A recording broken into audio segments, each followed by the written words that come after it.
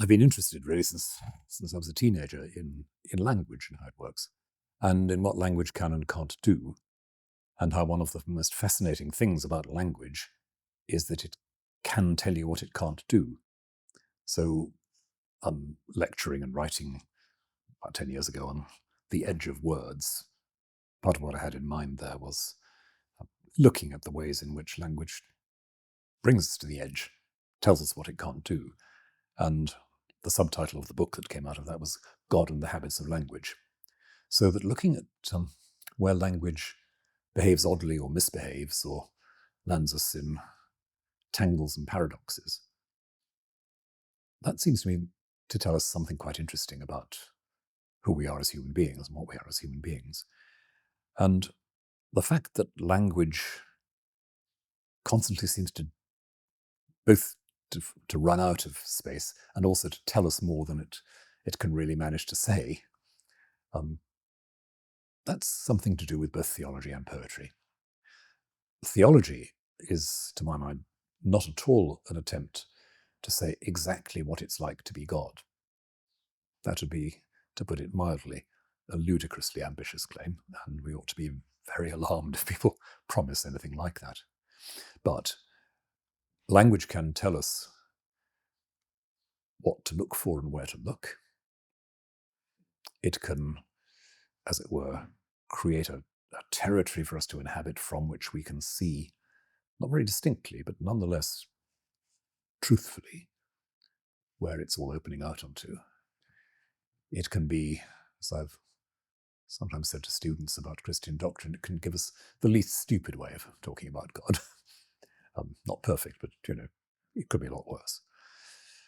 And just by its exuberance, sometimes, it can tell us we are constructively and positively getting out of our depth. And one cried unto another, saying, Holy, holy, holy, Lord God of Sabaoth, heaven and earth are full of thy glory. Now, that's an out of your depth kind of moment, the angels shouting to each other across the sanctuary in Jerusalem in Isaiah's vision.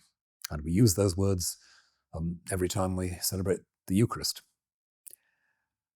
And it's that kind of edge where we are out of our depth. We're not quite condemned to inarticulacy, but we're pushing language to its limit, knowing that it will be a springboard for us into something deeper. Well, as theology works like that, poetry, likewise, has a lot to do with finding what language isn't saying and might say. You develop a metaphor. You pick up a scheme of verbal echoes or music, rhyme or meter, a certain kind. You listen hard. And for me, poetry is very much a matter of listening, not of just blurting out. You listen, you test in your ear as well as your intellect how words sit together, and you try to draw out a kind of music from that, a kind of coherence from that. So all of that's going on in poetry, and I've found since my student days that interest in the poetic and interest in the theological have always gone hand in hand. And insofar as I could call myself a poet, I think I'd have to say I am that because of where I come from theologically.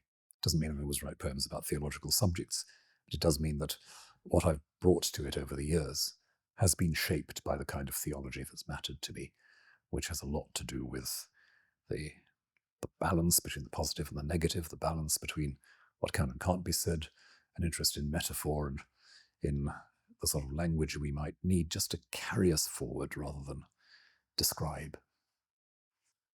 I'm very attracted by the idea that language begins in music, as if we don't begin as a human race by saying, what do I call that? I begin by, so to speak, nudging my fellow Neanderthal in the ribs and making a noise, inviting them to look together at something. And that wonderful book called The Singing Neanderthals, which makes the case for our Neanderthal cousins being the first to get this point. I like that model of, if you like, a corporate response to the environment, shared sounds which only very gradually crystallize into names for things. Because what do you need if you're a hominid just gradually moving towards being Homo more or less sapiens? What you need is guidelines about how to relate to and look out for your environment. That's why you dig each other in the ribs. And this is the point at which that sound reminds you of something, so you need, you're finding a way, And of course that relates to Bruce Chatwin's famous song lines, a book about Indigenous peoples in Australia singing up the landscape.